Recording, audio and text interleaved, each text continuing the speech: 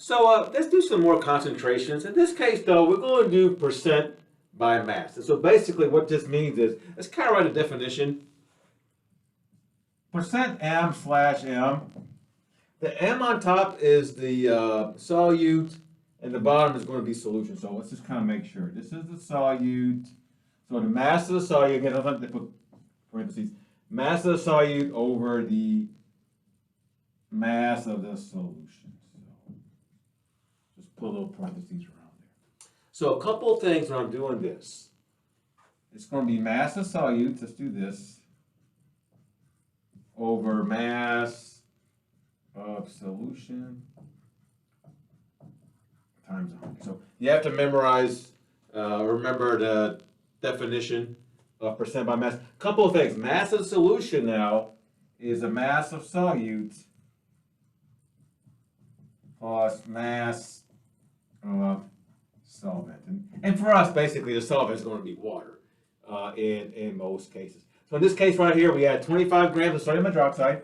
So sodium hydroxide usually is a solid that's going to be the solute to 150 grams of water. So this is the solvent. And this is the solute.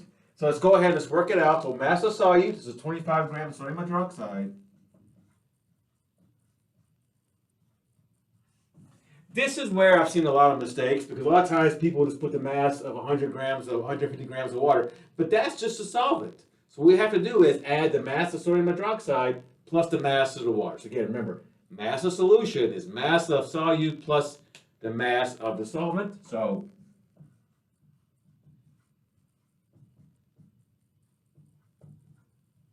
then times 100.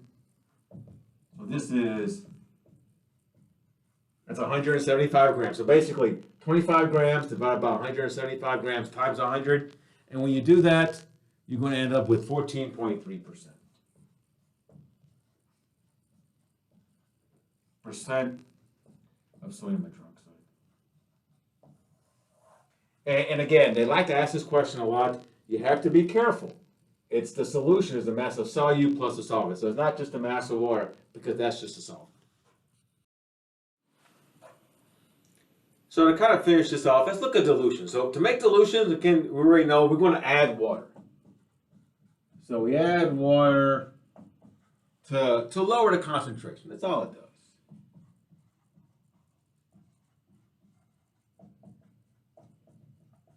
So whenever we have a dilution problem, so let's take a look at this one. It says if 25 milliliters of 12.1 molar hydrochloric acid. So I have 12.1 molar hydrochloric acid. I'm going to take out 25 milliliters of that. So I'm going to put it into another flask and dilute it down to 100 milliliters total. So basically, I'm diluting it down to 100 milliliters total. I'm taking that 25 milliliters, which is 12.1 molar, diluting it down to 100 milliliters total, and I want to figure out what's that new concentration? What's my new concentration of that diluted hydrochloric acid? So again, we have our dilution equation. Again, we have to know this. This is the concentration of C1 and the volume of V1. This is the higher solution, the higher concentration.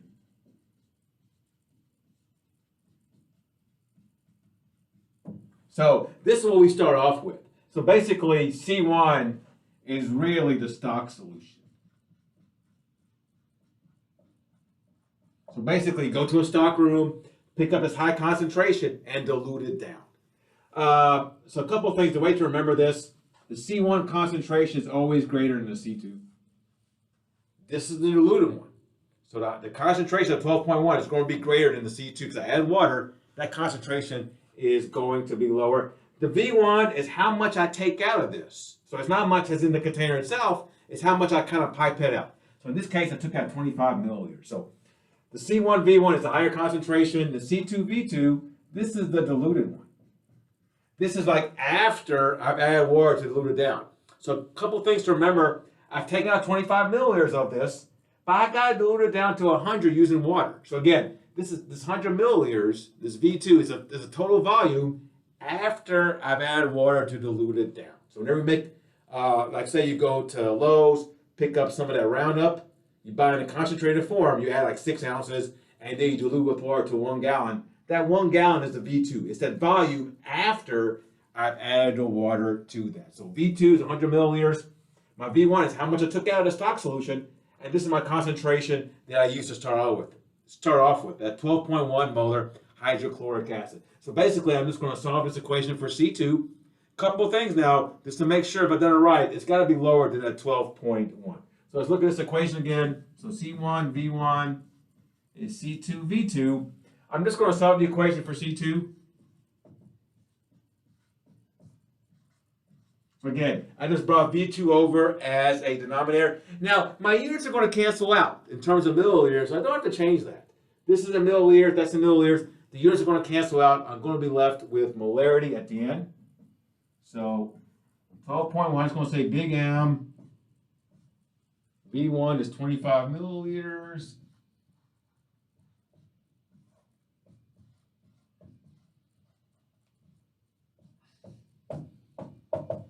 Notice my milliliters cancel out. I'm left with big M. And when I do that, I'm actually going to get 3.03 molar.